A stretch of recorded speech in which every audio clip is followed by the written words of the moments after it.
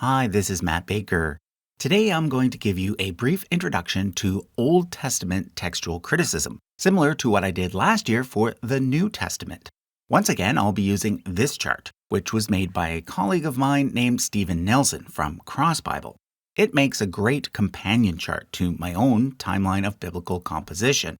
You see, whereas my chart covers who wrote each book of the Bible and when, the Cross Bible chart covers what manuscripts have been discovered and how these have been used to piece together the final text. So together you get the entire history of the Bible, from its very first authors to the modern English translations available today. The chart on the right, which is the one we'll be looking at today, is available via the online Bible study platform crossbible.com, whereas the one on the left is available on our own website, usefulcharts.com. Links to both are available in the description and pinned comment.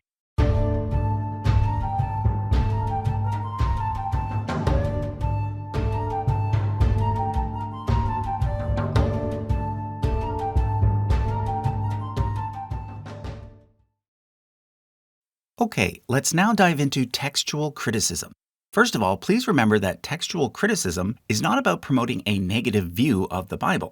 It's simply the process that scholars use when trying to figure out what was most likely the original wording of the Bible. You see, there are no original manuscripts available for any book of the Bible. All we have are copies of copies of copies of the originals. And the thing is, when we compare all of the various copies that we have, we find differences called textual variants, thousands of them. Now, most of the time, these differences are quite minor, but still, they are different. So the question comes up, which version is most likely to be closest to the original? Well, that's where textual criticism comes in. Last time I mentioned two of the most important principles of textual criticism. The first is that older variants are usually assumed to be closer to the original. This is because we know that given more time, the chances of something being changed, either deliberately or by mistake, goes up. The second is that the shorter and more awkward sounding a variant is, the more likely it is to be the original.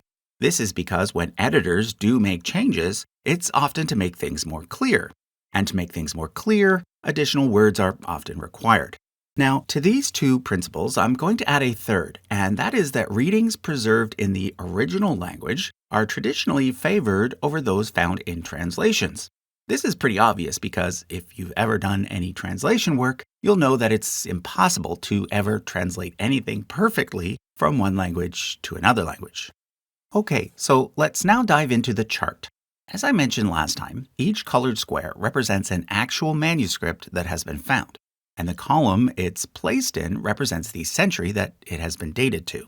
Now, most of this chart covers the New Testament. If you want to see the explanation for that part, I'll leave a link in the description to the previous video.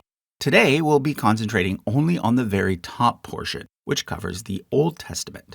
Now, usually when talking about this part of the Bible, I prefer to use the term Hebrew Bible, or Tanakh, which is the Jewish term. But in this video, I'm mostly going to use Old Testament because some of what we'll be discussing goes beyond what is included in the Jewish Tanakh.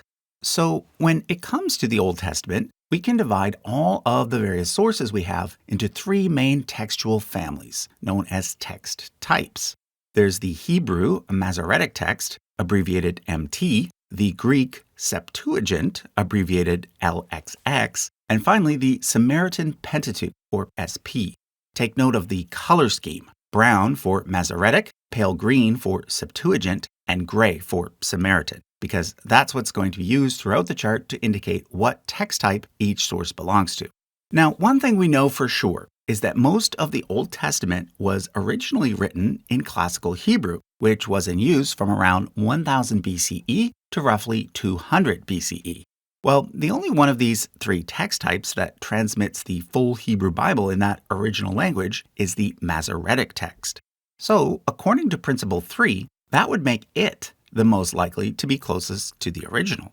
However, there's a problem. As we're about to see, the oldest Septuagint copies that we have, which remember are Greek translations, are much, much older than the oldest Masoretic copies that we have. And therefore, according to Principle 1, it would be the Septuagint manuscripts that would be most likely to be the closest to the original. So, in other words, we've got two principles at odds with each other. As for the Samaritan Pentateuch, it's written in a later dialect of Classical Hebrew, and we don't have any very old manuscripts for it, so it's usually not seen as being a contender for representing the original.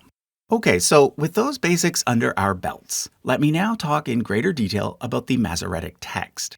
If you pick up any copy of a modern Jewish Bible with Hebrew in it, what you'll be looking at is the Masoretic text.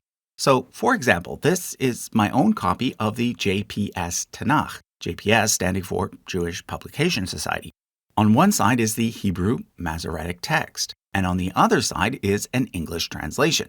If you don't have a Jewish Bible at home, that's not a problem, because you can just go to sepharia.org, which is a free online library of all the major Jewish texts. So, for example, if you click on Tanakh, what you'll get is Masoretic on one side and English on the other. Now, Cross Bible, the maker of the chart I'm using today, actually does something similar, except that it allows you to add up to 3 different English translations beside the Masoretic. And then, of course, another place you'll find the Masoretic text is in every Jewish synagogue in the world. That's because just about every synagogue has a handwritten Torah scroll, the Torah being the first 5 books of the Tanakh. Every Torah scroll is an exact copy of the first part of the Masoretic text. So how old is the oldest copy we have of the Masoretic text? Well, it's not as old as you might think. The oldest complete copy still in existence is the Leningrad Codex, which dates to around 1,000 years ago. Now, 1,000 years ago is pretty old, but considering that the Hebrew Bible was written about 2,500 years ago, that doesn't actually bring us that close to the original. The Aleppo Codex and the Codex Sassoon 1053 are a bit older, but both of those are only partial copies, as is Codex Cairensis. Now, the reason why the Masoretic text is called Masoretic is because it was preserved and standardized by a group of Jewish scribes called the Masoretes. They were responsible for adding the vowel markers that are used to this day. And as you can see here, they started making copies of the Hebrew Bible as far back as 600 CE.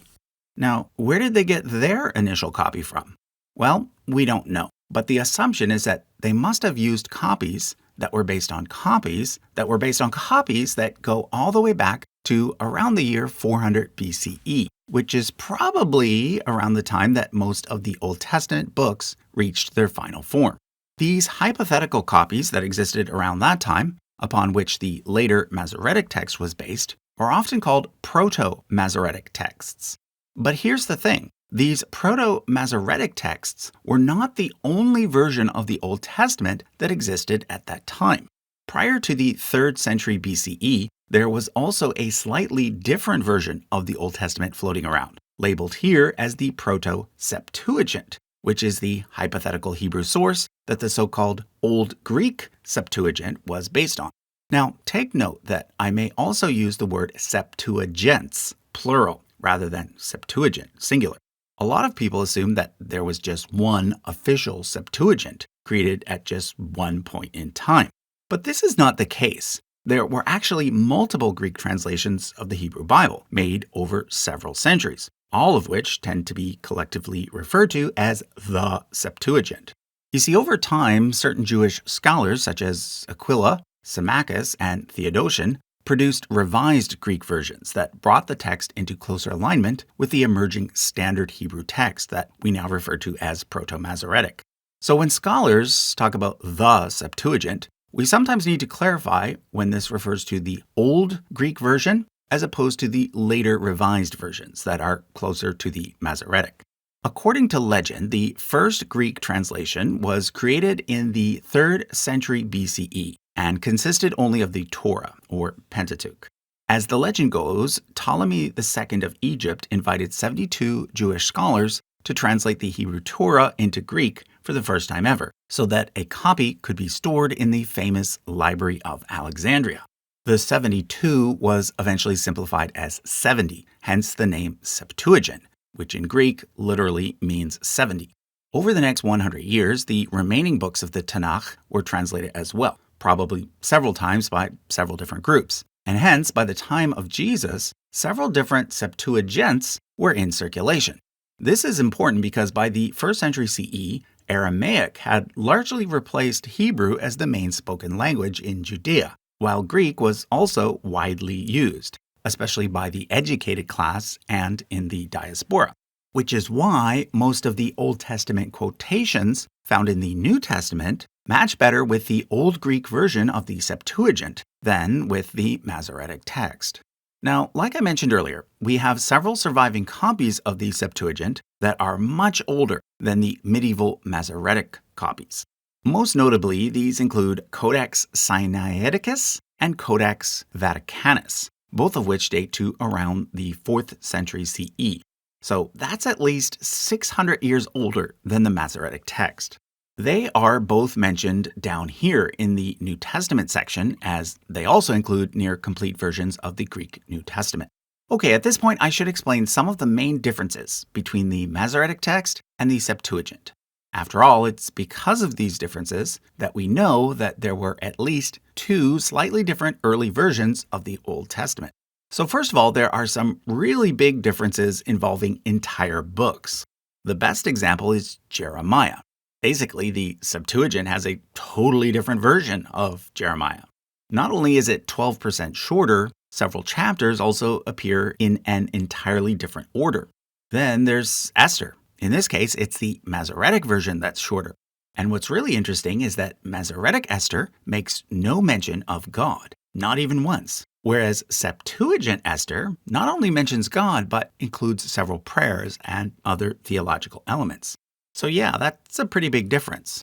Other books that differ in terms of length and content include 1 Samuel, Ezekiel, Psalms, Proverbs, Job, and Daniel. And then, of course, there's the fact that the Septuagint includes a few extra books from the broader Jewish tradition that are entirely missing from the Hebrew Masoretic text, such as Tobit and Judith. But take note that most of the major differences involve either the prophets section or the writings section. Generally speaking, the Torah, or Pentateuch, is much closer in both the Septuagint and in the Masoretic text. The one main exception to this is the genealogies, found in Genesis 5 and 11. When we compare the numbers given in both texts, we can see that the Septuagint pushes back the date for Adam's creation by about 1,400 years. I'll come back to this a bit later. But first, I want to point out that in addition to these larger differences involving entire books and chapters, there are also thousands of smaller verse-level differences involving things like spelling, phrasing, and word choice. The 2 most well-known because they impact theology are Psalm 22 verse 16 and Isaiah 7:14. Let's look at the one in Psalms first, which is often listed as verse 17 in the Masoretic text. In the Masoretic text, the verse reads, "For many dogs have surrounded me. A band of evildoers has encircled me. They, like a lion, are at my hands and my feet." But in the Septuagint, it reads, "For many dogs have surrounded me. A band of evildoers has encircled me. They dug into my hands and my feet," with most English versions translating dug into as pierced. Obviously, choosing the word pierced brings to mind the crucifixion, and it's therefore the translation preferred by Christians, who see this verse as being a prophecy. Some Christians even go as far as to say that sometime after the death of Jesus, Jewish scribes deliberately changed this verse in order to hide the obvious allusion to Jesus. On the flip side, some Jews claim that it was the Christians who deliberately changed the verse in order to fake a reference to Jesus. Again, I'll come back to this a bit later. Let's now look at Isaiah 7:14, which in the Masoretic reads, "The Lord himself will give you a sign. The young woman will conceive and bear a son." Whereas the Septuagint reads, "The Lord himself will give you a sign. The virgin will conceive and bear a son." Again, Christians see this as being a prophecy about Jesus, whereas Jews see it as having a contemporary meaning only, arguing that the Hebrew word for young woman does not necessarily imply virginity. Although it's important to keep in mind that even if the original author did mean to imply virginity, this doesn't necessarily mean that it's a prophecy about Jesus. He could have been simply referring to a contemporary woman that was about to get married, get pregnant, and have a child. So in this case, I think that how a person interprets the verse will boil down to his or her already held faith positions. Now, at this point, I want to say a few things about the Samaritan Pentateuch. First of all, take note that, as the name implies, it only includes the Pentateuch, not the entire Old Testament. Second, generally speaking, it tends to agree more with the Septuagint than with the Masoretic, which is why it's shown here as being potentially based on a source that had the same parent text as the Septuagint. Third, its distinct Samaritan form likely took shape somewhere here between 250 BCE and 50 BCE. Like I said earlier, its final form is written in a dialect of ancient Hebrew that is later than that of the Masoretic text, one that was used around this time. Now, the Samaritans themselves claim that they are the descendants of the northern kingdom of Israel, which fell to the Assyrians back in 721 BCE, and that their version of the Pentateuch dates to before this time. However, if we move over to the timeline of biblical composition, you can see that, according to critical scholars, the vast majority of the Old Testament was actually written after 721, meaning that their claim cannot be true. In fact, if we accept the hypothesis that the Pentateuch was written in layers as opposed to all at once, whether it's the documentary hypothesis, the supplementary hypothesis, or something else, all of which I've covered in my Intro to the Bible series, it's almost certain that the final version of the Pentateuch was compiled no earlier than 458 BCE, sometime after the construction of the Second Temple. So who are the Samaritans then, if not the descendants of the northern kingdom of Israel? Well, the leading theory is that they were originally those referred to in Ezra and Nehemiah as the people in the land, meaning those who were never exiled to Babylon, which likely included some lower-class Judahites, some descendants of the northern Israelites who had moved south after the fall of Samaria, as well as some newcomers who had been settled there by foreign powers. We know from both the Bible and from archaeology that this group built a temple at Mount Gerizim, which was sort of an alternative or rival to the one at Jerusalem, and that existed from about 450 BCE to 100 BCE. So what makes the most sense is that the Samaritan Pentateuch took shape in connection with this Gerizim-centered community during this period, which is exactly what the chart shows. Which brings me to the most important difference between the Samaritan Pentateuch and the other two text types. In the Samaritan Pentateuch, there are several references to Mount Gerizim, which do not appear in either the Masoretic text or the Septuagint.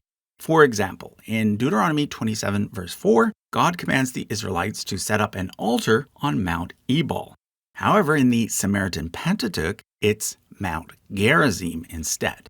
According to most critical scholars, it was the Samaritans who changed the text to better suit their current situation, rather than it being the other way around.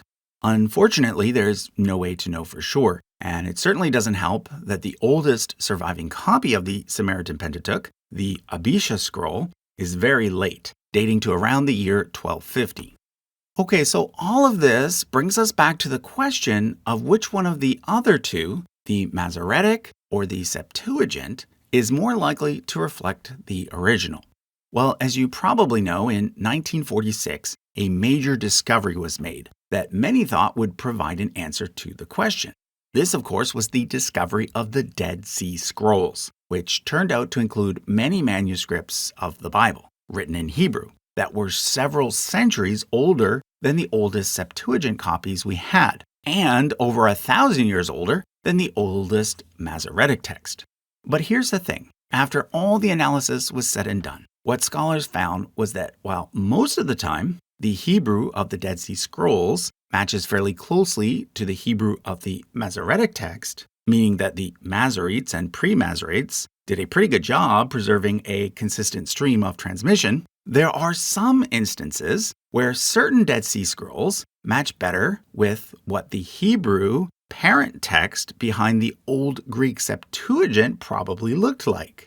Which means that while we can conclude that the framework of the Masoretic text is generally very close to the earliest recoverable text, and thus very reliable, we cannot definitively say that it is always going to be closer to the original than the parent text behind the Septuagint. At the end of the day, we have to make decisions one book at a time, and often one chapter at a time, and sometimes even one verse at a time, which is basically the conclusion given by Emmanuel Tove in his book, Textual Criticism of the Hebrew Bible, the most authoritative book on the subject. So using some of the examples discussed so far, when it comes to Jeremiah, it's likely that the Septuagint version is closer to the original, and that the Masoretic version represents a later expansion. But when it comes to Esther, the reverse is likely true. And in terms of the Genesis chronologies, I think there's a strong argument to be made that the Septuagint version is closer to the original. You see, in the Septuagint, the age at which each patriarch had their first child is more consistent, going down slightly, whereas in the Masoretic text, it is very uneven. As I mentioned in my biblical chronology video, it would appear that sometime after the Maccabean revolt, scribes likely altered the numbers in Genesis, so that the rededication of the temple took place exactly 4,000 years after creation. Now, don't get me wrong, I'm not saying that the Septuagint numbers are correct in some sort of literal way. I'm just saying that they are probably more likely to be the original numbers used by the original authors of Genesis 5 and 11, probably for symbolic reasons. Finally, let's return to Psalm 22:16. This is an interesting case because based on the evidence, it's possible that neither the Masoretic text nor the Septuagint is exactly correct. On one hand, like a lion makes more sense because it's a common phrase used throughout the Hebrew Bible, and it matches with the dog metaphor. However, in the Hebrew, there is no verb, so it literally reads, like a lion, hands and feet. One proposed reconstruction is that the original was actually, they bound my hands and feet, because in Hebrew, just one letter needs to be swapped, and therefore, it may have been a scribe that did this by accident. So the solution is not to choose one text type over another. What most scholars use nowadays is a critical edition of the Hebrew Bible, which uses the Masoretic Leningrad Codex as its base, but then incorporates notes about variant readings found in the Septuagint, Dead Sea Scrolls, Samaritan Pentateuch, etc. The first such critical edition was the Biblia Hebraica, published by Rudolf Kittel in 1906, with updates in 1913 and 1937. These are referred to as BH1, BH2, and BH3. This was then replaced in the late 1960s with the Biblia Hebraica Stuttgartensia, or BHS, which is named after the city of Stuttgart, because that's the location of the German Bible Society. This is the current critical edition used by most Bible translators today, although it will eventually be replaced by the Biblia Hebraica Quinta, quinta meaning 5. As for the Septuagint, the primary critical edition used these days is the Göttingen Septuagint. Now, of course, if you don't know Hebrew and Greek, that's not a problem because most modern Bible translations, such as the NIV, ESV, or NRSV, have the same kind of critical footnotes, listing major variants when necessary so that you can be aware of verses that can be translated in multiple ways. You can also use websites like crossbible.com, which allows you to view the Masoretic, the Septuagint, and a modern translation, all at the same time. Okay, so that was a look at Old Testament textual criticism. Once again, if you want to buy a copy of the chart we've used today, or just use it online, you can find it at crossbible.com. In addition to this, if you're interested in the timeline of biblical composition that I showed, that one is available on our website, usefulcharts.com, which I'll link to on the screen right now. Thanks for watching.